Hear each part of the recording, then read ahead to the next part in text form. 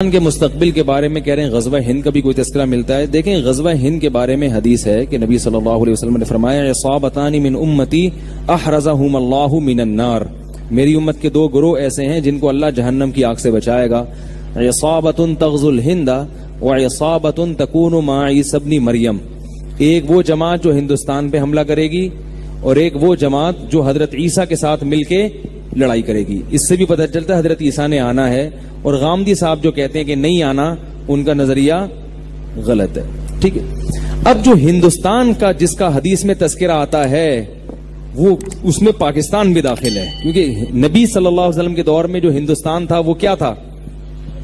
پاکستان میں. تو جو پہلا فریق جس نے ہندوستان پہ حملہ کیا محمد ابن قاسم تھا, جس نے جو ہندوستان میں سندھ کے راستے سے آیا اور پورے ہندوستان میں اسلام پھیلانے کا ذکر, اس نے اسلام پھیلانے کا ذریعہ, وہ تو 100% اس حدیث میں داخل ہیں, کیونکہ وہ لوگ تھے جنہوں نے ہند پہ حملہ کیا تھا, جس میں پاکستان بھی تھا, کہ پاکستان پہ بھی اٹیک کیا تھا انہوں نے. اس وقت جو تھے نا, یعنی سب یہاں ہندو اور وہ دوسرے مذاہب رہا کرتے تھے, تو وہ اٹیک کر کے آئے اور اس کے ساتھ مجاہدین آئے اور پورے ہندوستان پہ آہستہ آہستہ ان کی اولادیں قابض ہو گئی.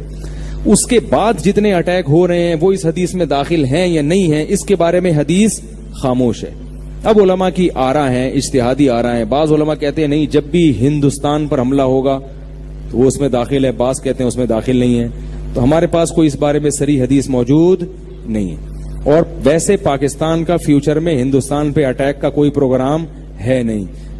اب یہ وہ دور نہیں ہے کہ ملک پر اتنے آرام سے اٹیک کر لیں. دونوں ایٹمی طاقت ہیں. ایٹم بم کھیلنا, انڈوں سے کھیل سکتے ہو, اور تم مجھے انڈا مارو میں تمہیں انڈا مارتا ہوں. برسات میں کھیلتے ہیں نا لوگ, ٹماٹروں سے کھیلتے, تم مجھے ٹماٹر مار. اب یہ نہیں ہوتا کہ تم مجھے ایٹم بم مارو اور میں تجھے اٹھا کے بم ماروں. دونوں ایٹمی طاقت ہیں, دونوں یہ غلطی کبھی بھی نہیں کرتے. اب جو جنگیں ہوتی ہیں وہ سرد جنگ ہوتی ہے. معاشی لحاظ سے اندر کھوکھلا کر دو, اندر تحریکیں کھڑی کرو کہ یہ ٹوٹ جائیں. تو اب ہندوستان پر پاکستان حملہ کر کے ہندوستان پہ قبضہ کر لے, ایسا نہیں ہو سکتا.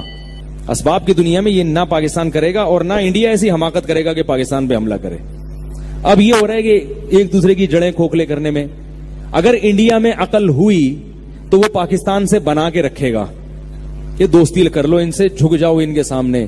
لیکن ان کے سیاسی حکمرانوں میں بصیرت نہیں ہے, اور جو متعصب ہندو ہیں نا, ان میں بصیرت نہیں. وہ مروا رہے ہیں اپنی قوم کو, پٹوا رہے ہیں. وہ عام ہندوؤں کا بھی جنازہ نکال رہے ہیں اور مسلمانوں کو بھی مروانے کی کوشش کر رہے ہیں, پورا ہندوستان کو. تو اب پاکستان اور ہندوستان کی جو جنگ ہوگی, اگر ہوئی تو اس پر ہوگی کہ کون کس ملک کو توڑنے میں کامیاب. پاکستان تو انشاءاللہ ٹوٹنے کی, کیونکہ جتنی بڑی بڑی کوششیں ہونی تھی ہو گئی ہیں. آپ کو پتا ہے ایک دفعہ ہمارے جو جنرل, ابھی کیا نام ہے یار, جنرل راہیل جو ہے نا, جب یہ سعودی عرب گیا تو سعودی عرب کے بادشاہ نے کہا یار ہمارے ملک میں اتنے فساد ہو رہے ہیں, یعنی ادھر سے ایک میزائل وہاں سے آ رہا ہے, ایک ادھر سے یوں آ رہا ہے میزائل, اور یہ ہو رہا ہے, آپ پریشان ہیں. تو راہیل شریف نے کہا کہ تم لوگوں نے بھی پریشانی دیکھی نہیں ہے. ایک بم وہاں پھٹ گیا, ایک وہ ہو گیا, یہ تو ہمارے بائیں ہاتھ کا کھیل ہے.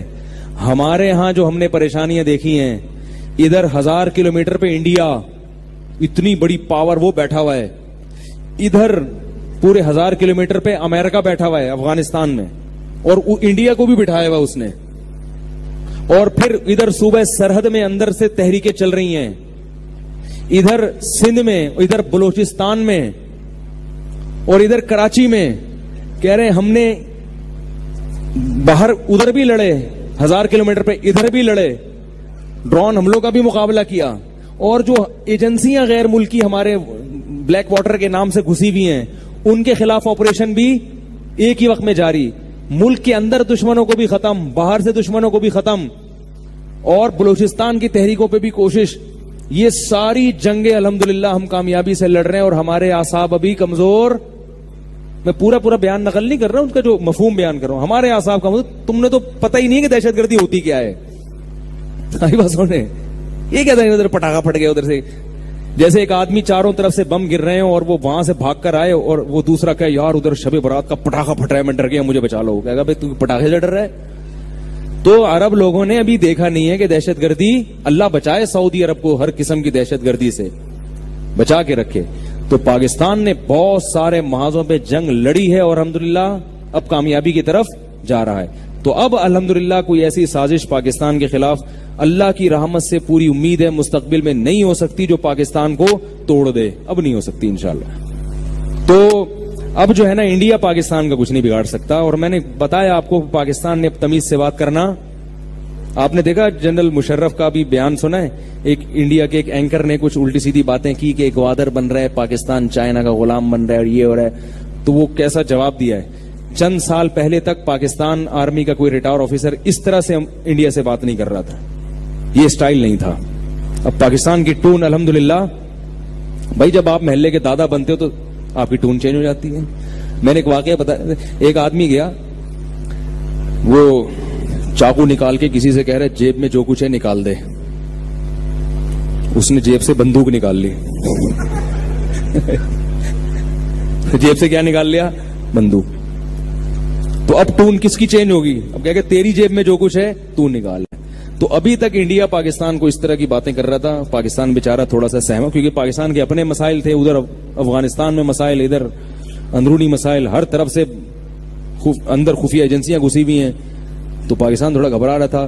اب الحمدللہ پاکستان کی ٹون, اب پاکستان نے تمیز سے بات کرنا چھوڑ دی ہے. پاکستان کہہ رہے اس سے ہم تمیز سے بات کریں گے جو ہم سے تمیز سے بات کرے گا. وعلیکم السلام اس کو کہیں گے جو ہم کو السلام علیکم کہے گا. یہ الحمدللہ ایک حقائق ہیں. تو بہت ساری نا امیدی کی باتوں میں امید کی باتیں بھی الحمدللہ بہت ساری.